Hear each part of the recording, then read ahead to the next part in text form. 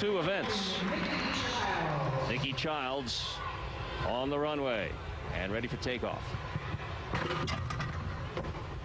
All right.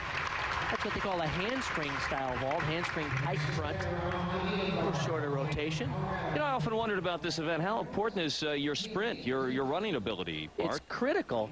And in fact, when they do these physical aptitude tests, they test the athletes on how fast, how quick they are, what kind of explosive power they have.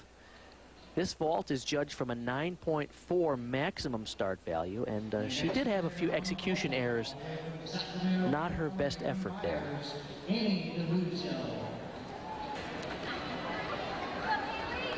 We go to the uneven parallel bars and Kaylee Jensen.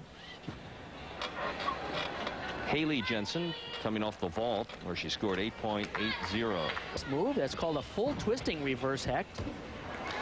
This done by Yelena Shushanova, the great Russian gymnast back in '88. Those bars can be moved wider or higher to the gymnast taste? Yeah, they can modify them, the distance between them a little bit, but it's not a great within a certain amount range that you can move them. But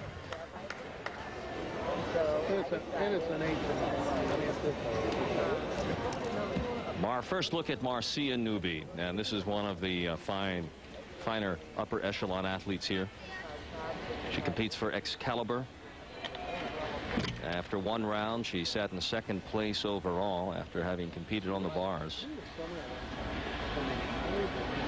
Excalibur Gymnastics, of course, operated by Jim and Dina Walker. Whoa, a little sloppy there on that intended combination.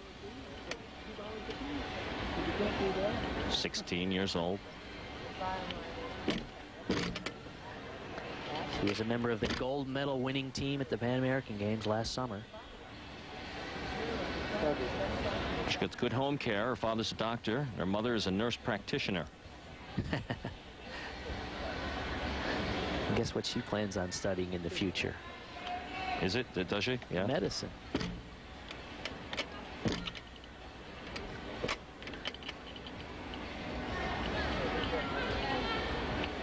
Last year at the U.S. National Championship, she was 9th place in the all-around.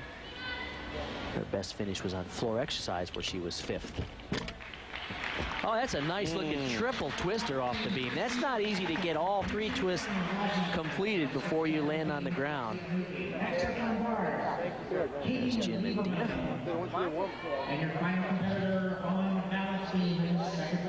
Really tricky to do this round-off square and then get the lift to complete 3 twists, and she does it nicely, just a little off to the side.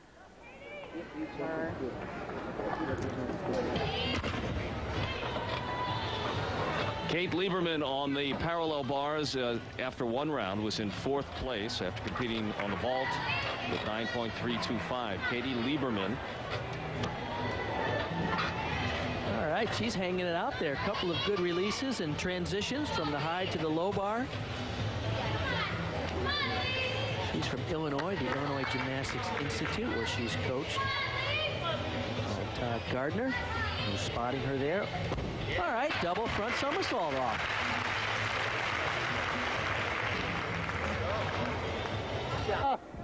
Courtney Kupets, one of the stars of this meet and every meet, coming off the uneven bars with a score of 9.6.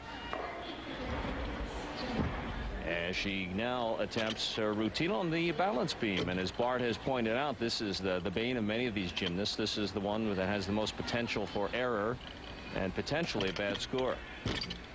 Boy, you wouldn't know it from that start. Yeah, aggressive. Flip-flop, layout, layout. Nice.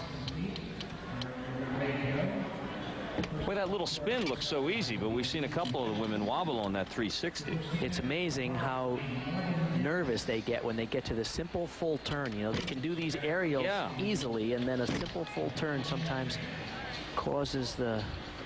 Does the bar itself get slippery? Well, most of them put some chalk on it, and they have some chalk on their feet to keep them dry. That's the biggest issue, is if your feet get sweaty. Can't wear shoes on this? Some do, actually, but some people feel that they can't point their toes adequately, and sometimes you don't necessarily get the feel of gripping the beam unless you have a bare foot. Yeah. You can see sometimes the gymnasts really using their toes to grab the edges of that beam. Like that right there. Yeah. And it's sort of a leathery texture. Yeah, it's kind of a naugahyde, kind of a porous, suede-like texture.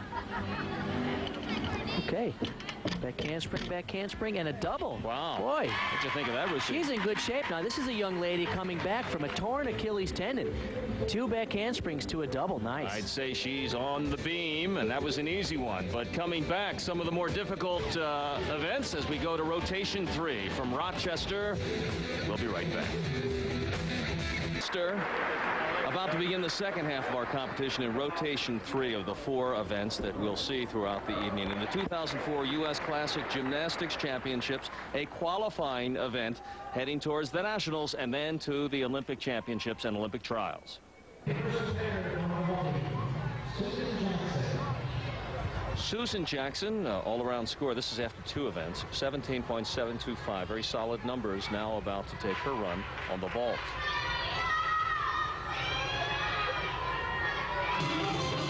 Each gymnast has to show the vault number to give the judges an idea of what to watch for, and boy, was that nice. Good one.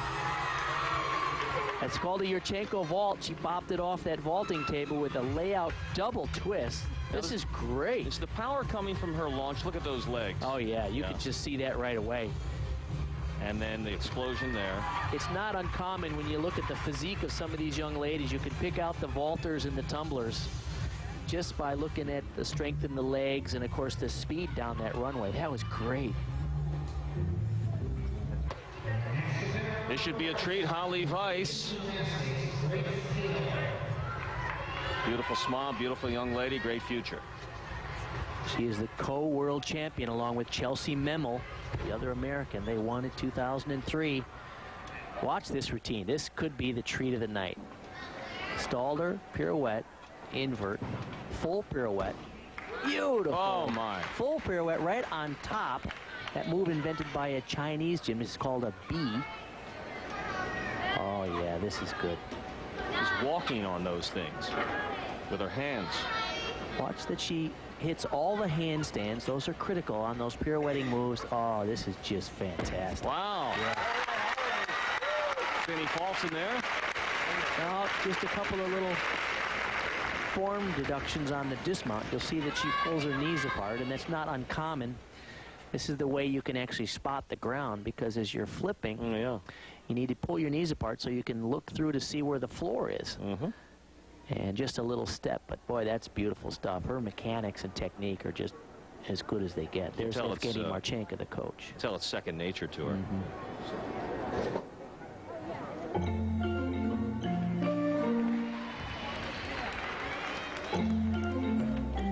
Our next event on the floor exercise, Grace Taylor. Overall score through 2 events, 17.3.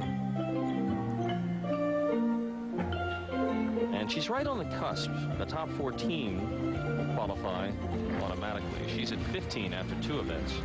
15th place. A few gymnasts before her are already qualified through to the national championships, so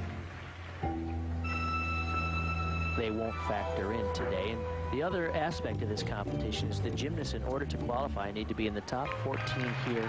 Plus, they have to score 34.5 in points to be eligible. So even if you are in the top 14, but you don't make that qualifying score, you don't get to go. Grace is an excellent example, because in the other qualifying event, the American Classic, she finished in a tie for 16, so she missed by 2 spots there.